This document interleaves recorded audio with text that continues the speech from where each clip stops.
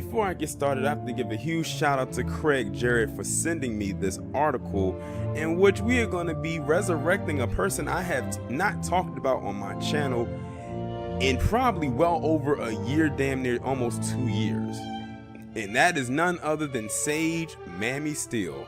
And what a better way to bring her back onto the fold than with a triple P. So you're probably wondering, what happened with Mammy Steele recently that qualifies her for the triple P? Well, apparently she was literally not invited to the cookout. Apparently there was some kind of panel or some kind of discussion that ESPN was supposed to be having or is having, and they're not inviting her because apparently, in so many words, her words, she isn't quote unquote black enough.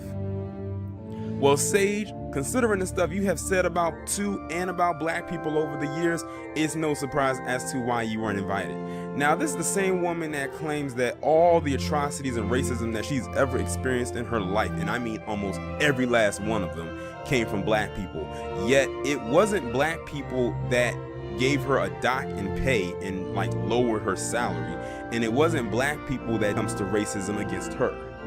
That's why I said Mammy Steele is the definitive of tragic mulatto. Her and most recently Christian Walker. If y'all don't know who that is, he is literally on the heels of a Silly Porter. He is the son of Herschel Walker, and he is tap dancing in red bottom heels for his life. And not to mention, he used to be a cheerleader. I think someone has said that's the only way he could ever get access to Karen and Becky, because that's probably the only access and closest he would ever get, because he ain't into him like that, if you know what I mean. But anyway, this is not about him. He's another case study for another day. So let me go ahead and get into this article right here. One longtime ESPN anchor who has previously said that her worst brushes with racism have come from black people is reportedly upset that the sports cable network allegedly excluded her from the company's special programming that addressed the topic of race. Well, what did you expect, Sage Mammy? You had all this stuff to talk about black people. Why would they invite you to a panel discussion to talk about race so you could just sit up there and talk like a white supremacist? Like, did she really expect to get invited? She's one of them people that feels she's so privileged, but she's really not. And it's so sad because Sage Steele, as you can see in this picture, is a very attractive woman, but her mindset just gives this bad, dark, ugly aura about her that no one can get past. Let's not also forget, she is the breadwinner in that household. This is the same woman that probably says that black people don't pull themselves up by their bootstraps, but she's married to a bum herself who happens to be Caucasian.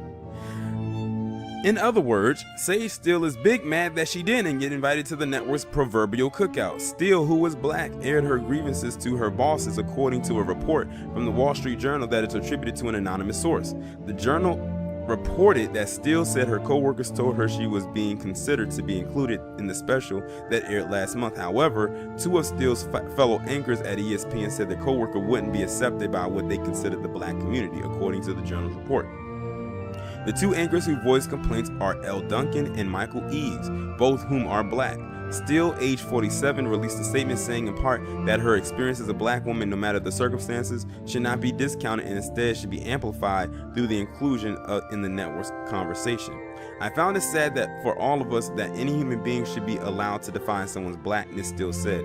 Growing up biracial in America with a black father and a white mother, I have felt the inequities that many, if not all, black and biracial people have felt, being called a monkey, the N-word, having ape sounds made as I walk by, words and actions that all of us know sting forever. Most importantly, trying to define who is and who isn't black enough goes against everything we are fighting for in this country and only creates more of a divide. The special in question, The Undefeated President's Time for Change, We Won't Be Defeated, aired June 24th as part of the network's effort to address the country's racial issues. The managing editor at The Undefeated, ESPN's digital property addressing the intersection of race, culture, and sports, explained that there are other plans to work with Steele. At The Undefeated, we don't have a litmus test for blackness, Kevin Morita told the Journal. Steele, a 13-year veteran with ESPN, has made no secret that her right-leaning political views that have rubbed some of her colleagues the wrong way. But for the record, She officially had her black card revoked in late 2016, which is probably the last time I talked about her, after she publicly criticized Tampa Bay Buccaneers wide receiver Mike Evans' decision to kneel at the start of the national anthem to protest Donald Trump's election victory. But this was the same woman who sat across a white guy probably that same year and let him feel on her head like she was a dog. And did it with a smile like the one you see on your screen. Hey at Mike Evans 13, look up definition of the word democracy and remember this pic while kneeling and exercising your right to protest perspective.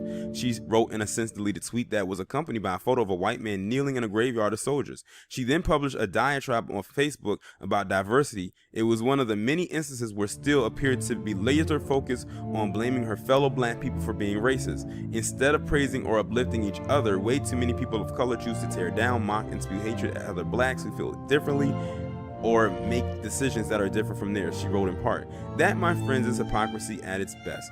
Or should I say hypocrisy at its worst?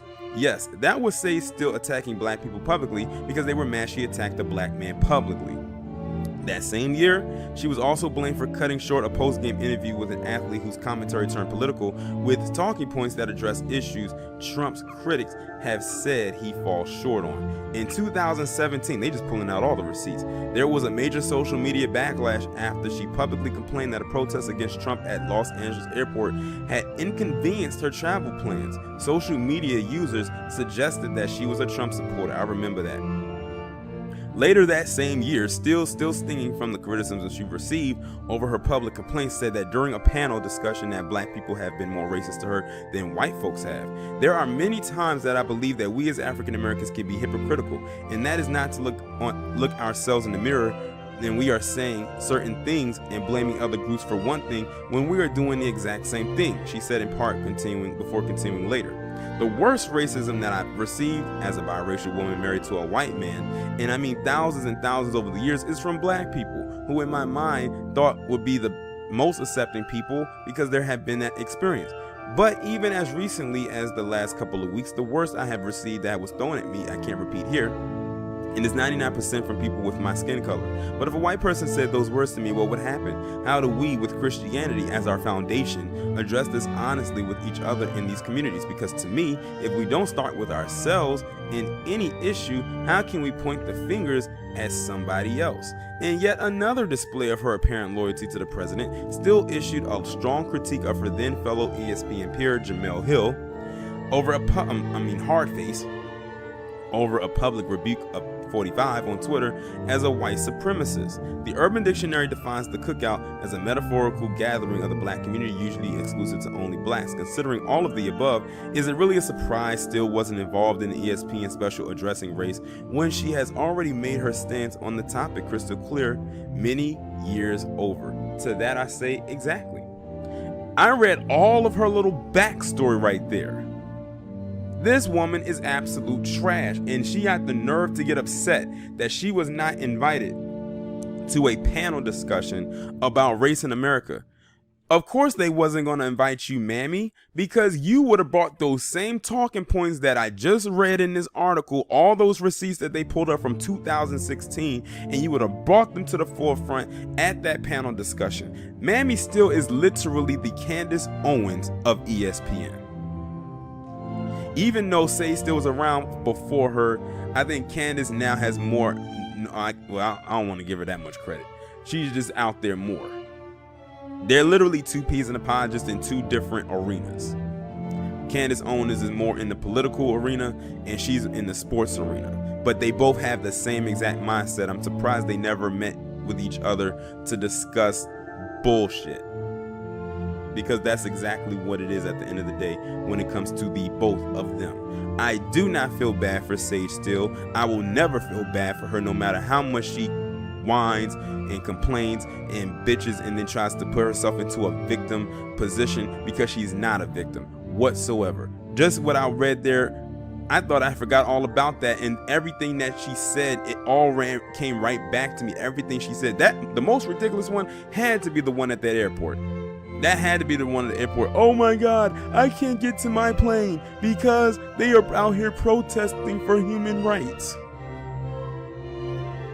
bitch, catch another plane. I'm sure the people that you were trying to meet would have understood that you couldn't get where you needed to be, because it was all over the news. And it was at that point many realized that Mammy Steele was a very inconsiderate woman, that all she thought about was herself. See, she's the type of person that she does stuff like this and she doesn't think of the consequences of her actions, and she also feels that she should be or not be held accountable for the actions in which she commits, whether she is an actual physical action or something that comes out of her mouth. Most of the time it's the latter. A lot of bullshit just spews out of her mouth before her mind has a chance to catch up to what she said.